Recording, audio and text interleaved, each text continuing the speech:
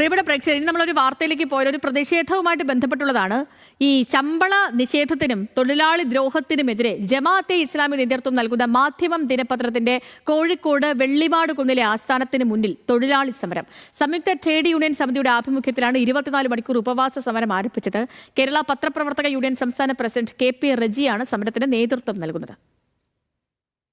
ജമാഅത്തെ ഇസ്ലാമിയുടെ മുഖപത്രമായ മാധ്യമത്തിലെ തൊഴിലാളികൾക്ക് കഴിഞ്ഞ 5 മാസക്കാലമായി ശമ്പളം ലഭിക്കാത്തതിനെതിരെയും മാധ്യമത്തിലെ ജീവനക്കാർക്കെതിരെ നടത്തുന്ന ദ്രോഹ നടപടികൾക്കെതിരെയും ജീവനക്കാർ നടത്തുന്ന സമരം അതിപ്പോൾ ഒരു ഉപവാസ സമരത്തിലേക്ക്, പരസ്യ സമരത്തിലേക്ക് കടന്നിരിക്കുകയാണ്. മാധ്യമത്തിൻ്റെ ഹെഡ് ഓഫീസിന്, കോഴിക്കോട് വെളിമാട് കുന്നിലെ മാധ്യമത്തിൻ്റെ ഹെഡ് ഓഫീസിന് തൊട്ട് മുമ്പിൽ തന്നെ 24 മണിക്കൂർ ഉപവാസ സമരം സംഘടിപ്പിച്ചിരിക്കുകയാണ് ഇപ്പോൾ ജീവനക്കാരുടെ നേതൃത്വത്തിൽ. അത് പത്രപ്രവർത്തക യൂണിയൻ്റെ നേതൃത്വത്തിൽ കൂടിയാണ് ഈ ഒരു സമരത്തിലേക്ക് കടന്നിട്ടുള്ളത്. പത്രപ്രവർത്തക യൂണിയൻ സംസ്ഥാന പ്രസിഡന്റ് റജി, അദ്ദേഹമാണ് 24 മണിക്കൂർ ഉപവാസ സമരം നയിക്കുന്നത്. ഇപ്പോൾ വിവിധ ആവശ്യങ്ങൾ ഉന്നയിച്ചുകൊണ്ടായിരുന്നു ഈ സമരം കഴിഞ്ഞ കാലങ്ങളിലെല്ലാം തന്നെ ഉണ്ടായിരുന്നു. പക്ഷേ അതൊരു പരസ്യ സമരത്തിലേക്ക് പോകേണ്ട ഒരു ഘട്ടത്തിലേക്ക് എത്തിയിരിക്കുന്നു. യഥാർത്ഥത്തിൽ 4 മാസത്തിലേക്ക് കുടിശ്ശിക നീണ്ട ഘട്ടത്തിലാണ് ഈ സമരം യഥാർത്ഥ പത്രപ്രവർത്തക യൂണിയൻ എന്ന നിലയിൽ ഏറ്റെടുക്കാൻ തീരുമാനിക്കുന്നത്. കാരണം അതുവരെ ആഭ്യന്തരമായി മാധ്യമത്തിലെ തൊഴിലാളികൾ തന്നെ പരിഹരിച്ചു കൊള്ളാമെന്നൊരു നിലപാടിലായിരുന്നു.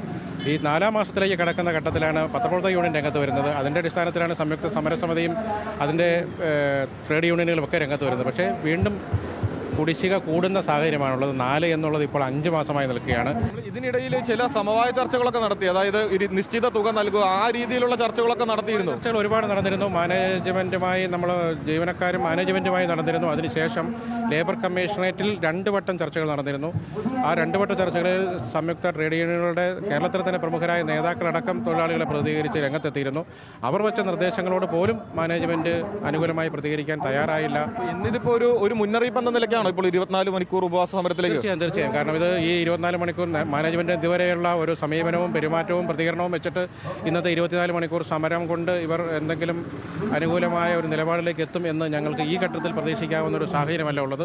തീർച്ചയായും ഇതിൻ്റെ തുടർ സമരങ്ങൾക്ക് ഞങ്ങൾ നിർബന്ധിതരാകേണ്ട സാഹചര്യമാണ്. അത് കൂടിയാലോചിച്ച് ഞങ്ങൾ അടുത്ത ഘട്ടങ്ങളിലേക്ക് കടക്കേണ്ടി വരും.